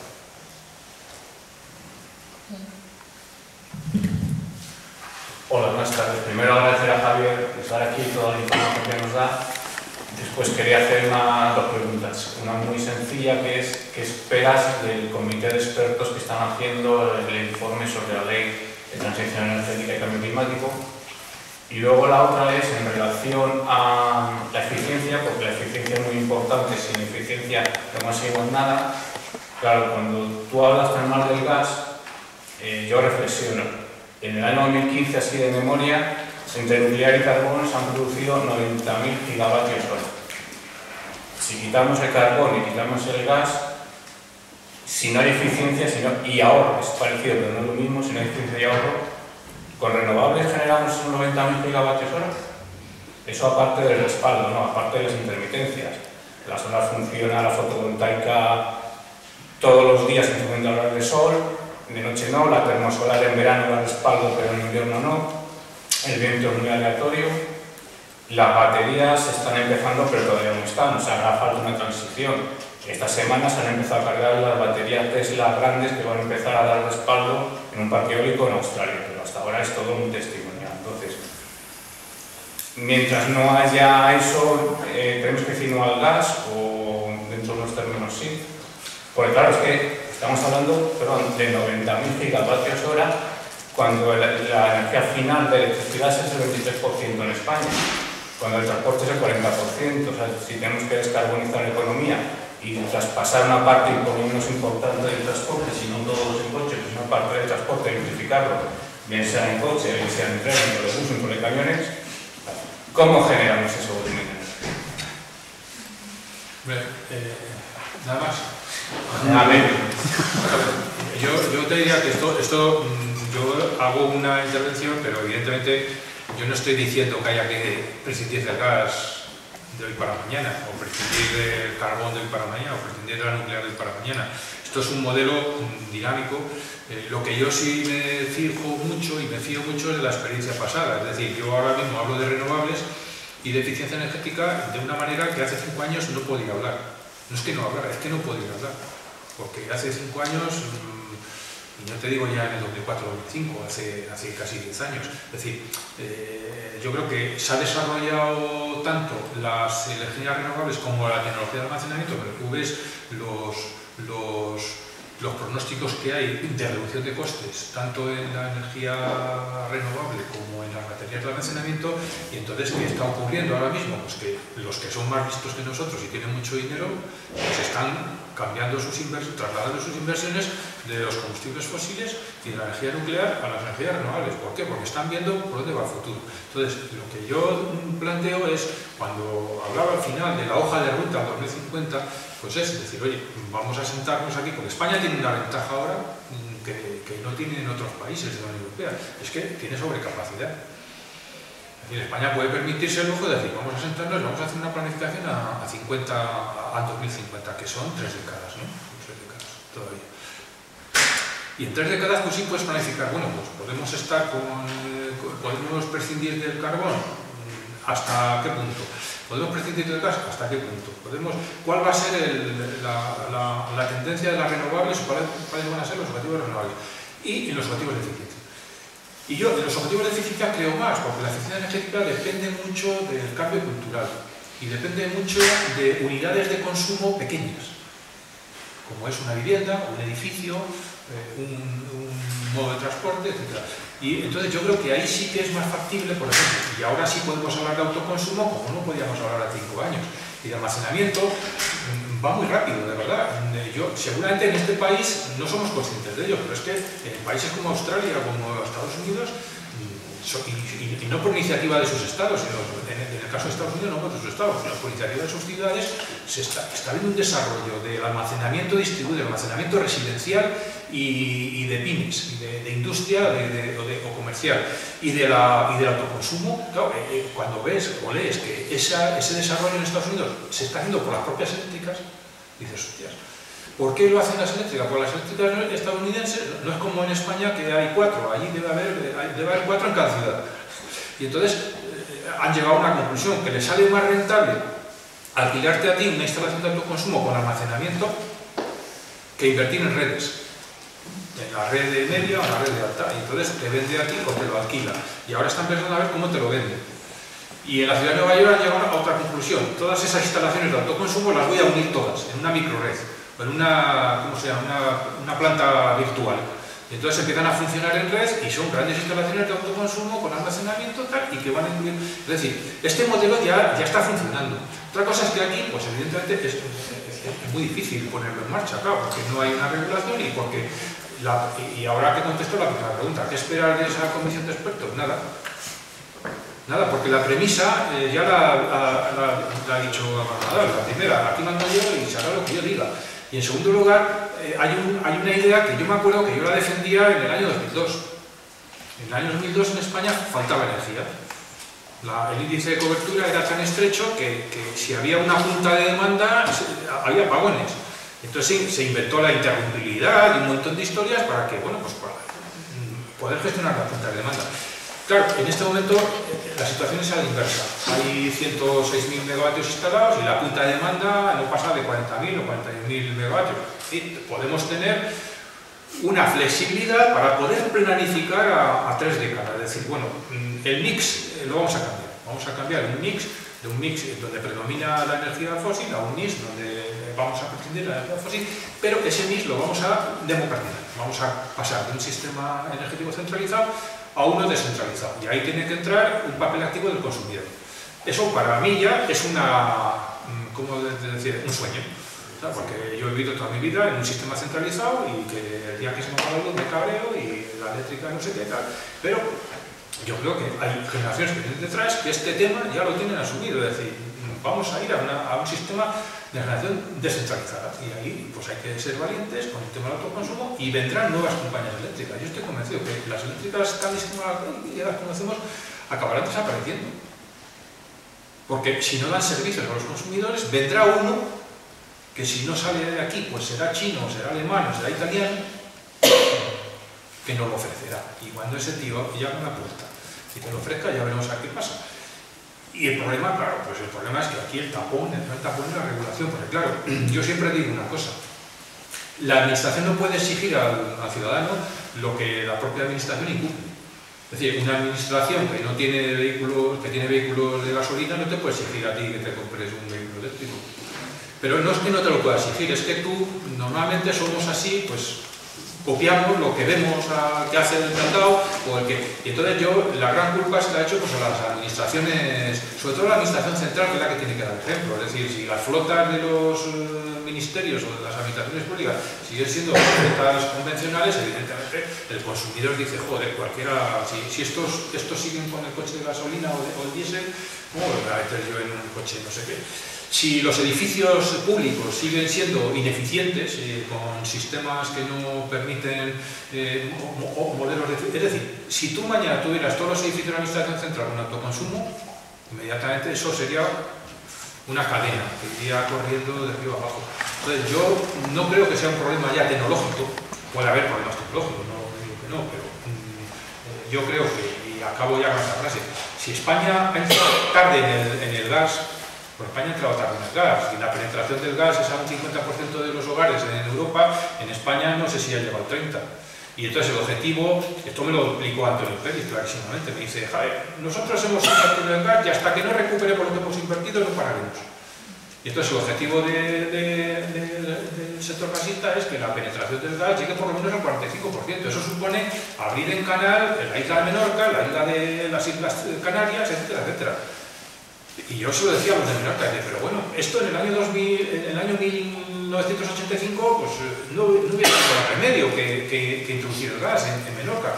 Pero en el año 2017 es absurdo, ya hay otras tecnologías que ya están probadas, que han madurado y que se pueden hacer. Y eso lo sabe Gas Natural. Lo que pasa es que, claro, aquí hay que sacar el gas como sea. El gas que nos sobra, que no nos consumimos, pues o se vende a Japón o se vende al consumidor español. Yo pienso que no hay, o sea, la barrera tecnológica ha caído. El problema es que en España, pues lógicamente, hay un retraso porque la regulación ha puesto un grandísimo obstáculo a que esas tecnologías se introduzcan y sobre todo a que cambie la cultura del consumidor. O sea, aquí lo importante es llegar al consumidor, y todo el modelo este del paquete de invierno de lo que trata es de darle al consumidor el papel central del sistema, que sea él el que tome la decisión, que no venga dada por la eléctrica correspondiente o tal. O sea, es que el otro día había una noticia igual, pues indignante, esto es de un país tercermundista, que la CNMC pues pensaba o había advertido a las eléctricas de que les volvía a abrir un expediente porque seguían entrando a las casas como en la guerra, como si fuera la guerra. Y yo soy testigo porque en mi casa han entrado Iberdrola, Endesa y EDP. Pero entrar a saco, es que te llaman a la puerta y te cuentan unas mentiras. Sí, que vas a tener respaldo de tu compañía de Barcelona. Sí. Y yo le dije, joder, pues vosotros que lo hacéis en Italia,